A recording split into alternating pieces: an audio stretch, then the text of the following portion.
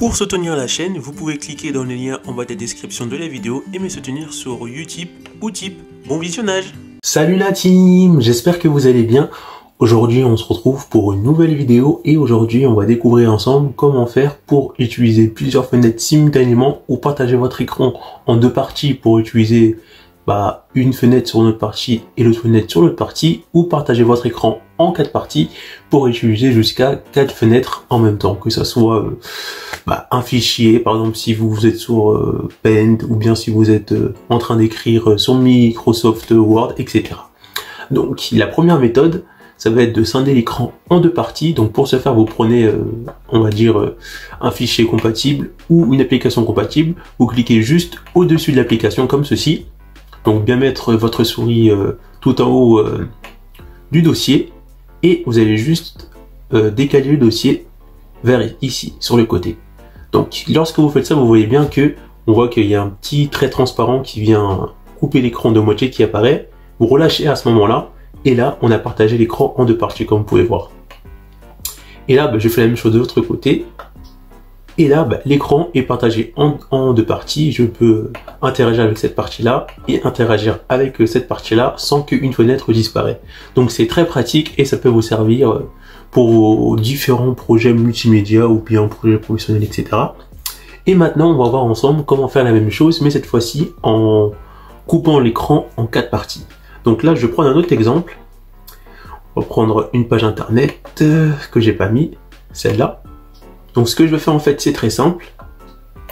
Je vais récupérer cette page internet, je vais l'agrandir un petit peu et ça va être le même procédé. Je vais mettre ma flèche sur le haut de la fenêtre et je vais venir l'incorporer ici avec une petite subtilité. Il ne faut pas qu'on a la moitié de l'écran trop fort. Il ne faut pas qu'il y ait un trait transparent qui vient recouvrir la moitié de l'écran qui apparaît.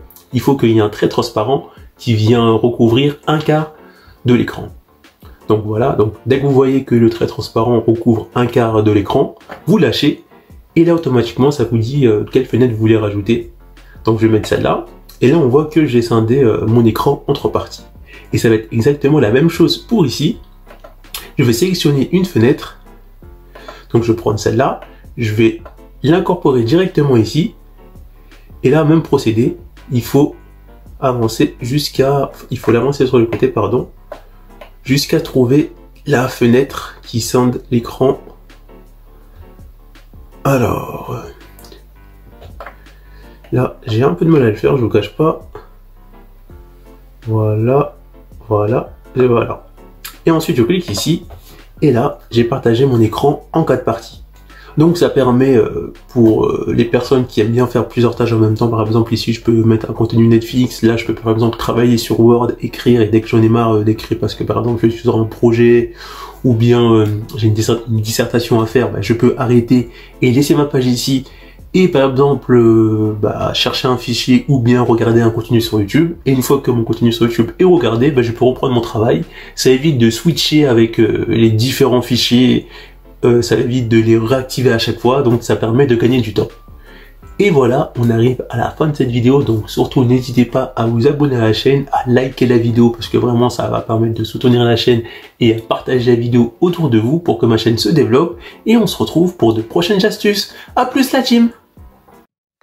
Pour retrouver d'autres astuces sur Windows, cliquez sur l'effet du numérique, après vous êtes abonné bien sûr.